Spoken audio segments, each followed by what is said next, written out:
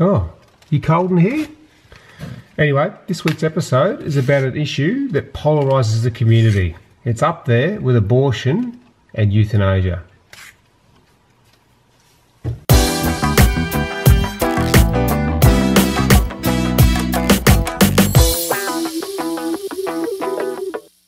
Bicycle, bicycle, bicycle. I want to ride my bicycle, bicycle,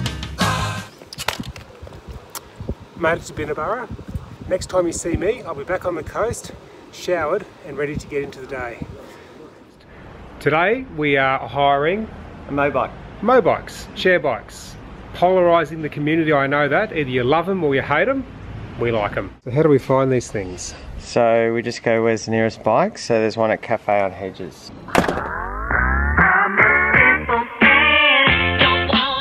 Okay, so 1 street away from us, first bike. I notice it's got a helmet for you as well. Are you going to wear it? No. You're not going to wear it? Wear it.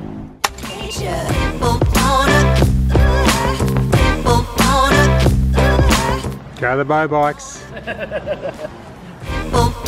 So we're just assisting Tom because he's not really good at using this system, so he needs a manager. See, I've got one too now. Wankers.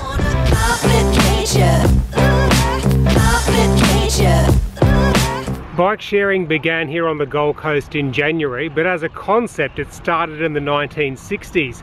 But it never really took off until they got the technology okay to secure the bikes and properly charge people.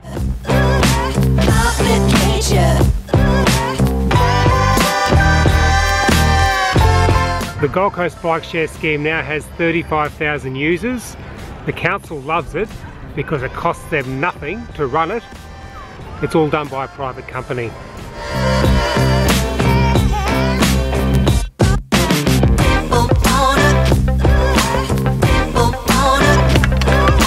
Breakfast time? Yep. Piccolo, thank you. Right, thanks.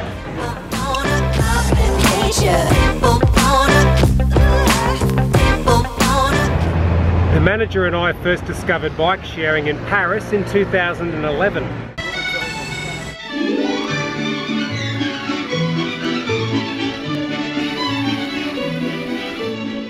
Tom is a very good cyclist and could have ridden in the Tour de France.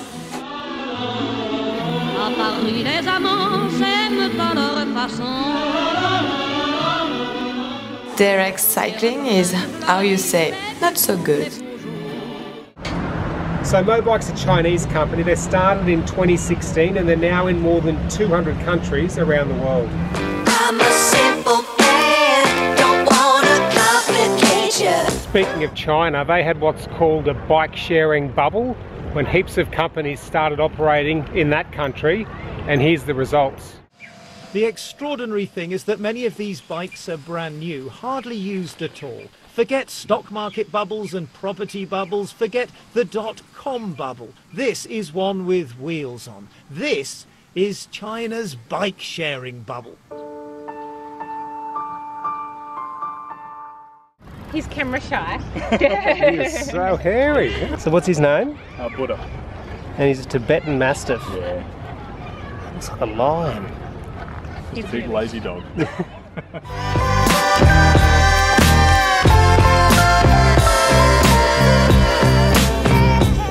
They're not the best bikes in the world. This one here is 3-speed. It's pretty heavy. It's got a solar panel on the front to help keep the GPS-y thing charged. But they get the job done, and this city's pretty flat. The manager's getting the shits with me now. Standard. Thinks he's Cadell bloody Evans. Look at him. There's only one Cadell Evans in this relationship.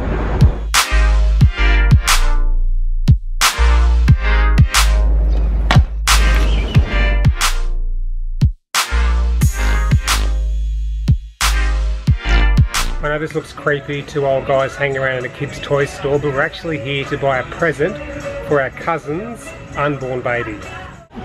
We've got fun and seen that. So what'd you buy? It's an activity mat for little Ted, and we also call it a neglectatron. If you ever wanted an insight into Derek's personality, this is a classic example. He's gone and bought the biggest bloody present he's got to get at home on a push bike. How on earth are you going to get that home? I manage.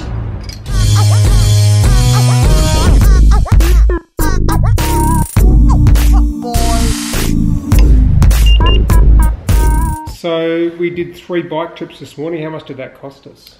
Well, it costs $3 a trip, so total of $9 each. So what do you reckon? Do you reckon that they'll stand the test of time? Yeah, I think so. I think as long as they keep up enough product, so if they have enough of them around so that you can actually conveniently use them, then I think they will stay. Alright, Mobike, doing a good job. 2 thumbs up. Now the manager and I are off to that, what is it? The Little Ted's. Little Ted's baby shower.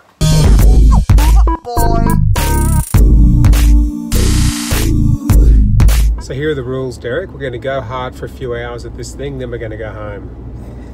Yep, right.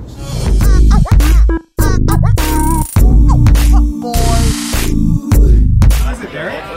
Jack. The godson.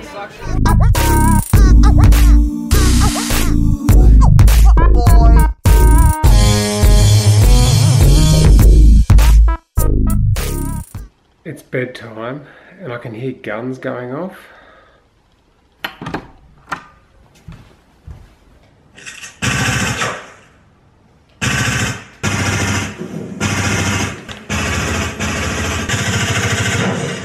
Don't you wish you had my life? That's the end of today's video. Hope you enjoyed it. If you liked it, don't forget to subscribe, like and comment. Thanks for your time. We'll see you next Sunday night at 8 o'clock. Say good night, Derek. Good night. Bye.